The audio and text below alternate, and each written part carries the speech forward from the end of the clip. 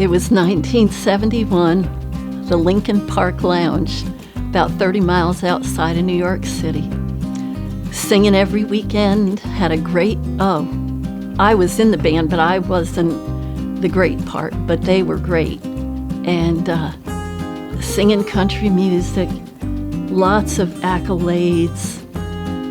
People, yes, made me feel good about who I was when I didn't feel good about who I was. And it was all fitting in the whole bar scene, the drinking, the one-night stands. And that's where I was, having a good time on the weekends. But during the week, it was a dark place in my life. A group of iron workers came into the lounge one night, and one of them asked me to dance. And he asked me to dance again and again.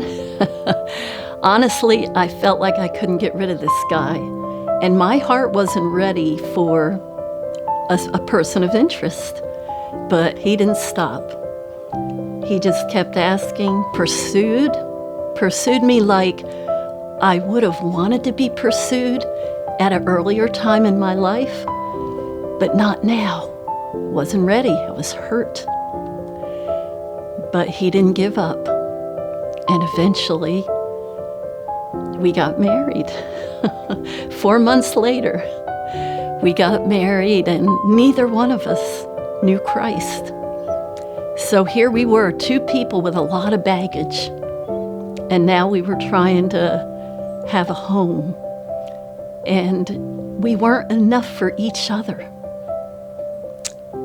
No matter how much love we were giving each other, it wasn't the love that filled the hole in either one of our hearts. And it wasn't going well.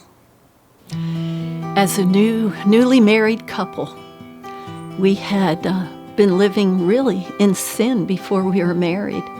So after we got married, there was still a ton of weight, a ton of guilt.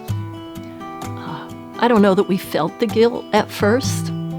We just both had our own baggage from our past. And the marriage was tough, wasn't going well. And it came to the place where I felt like there was no way ahead. I had always grown up knowing that divorce wasn't an option, and I felt like the only way out was death. That suicide was my choice. And it just took me to a cliff, parked with my one foot on the gas, all the way to the floor and the other foot on the brake. And I heard a voice in that instant before I took my foot off the brake. And the voice literally said to me, "How do you know you're going to heaven?" I had never questioned it. I wasn't a sinner. I wasn't a murderer. I just knew that I'd go to heaven until I heard that voice. And it literally made me take my feet off the gas, run down off that hill, and try to get in a church. I felt like I had to be God's voice. And I wanted to get in a church, but the church I went to was locked. So in desperation, I lived for the next week with that question. That question, how do I know if I'm going to heaven? I never asked it before in my life. And a neighbor that I hardly knew invited us to an evangelistic service.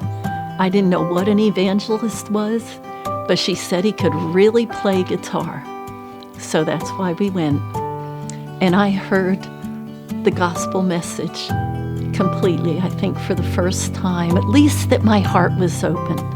If I ever heard it before, it went like this. But my heart was open and so ready.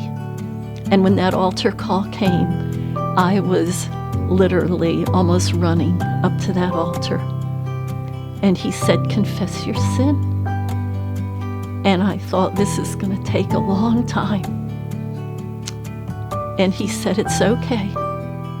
Take your time, and he'll remind you if there's more to tell him later.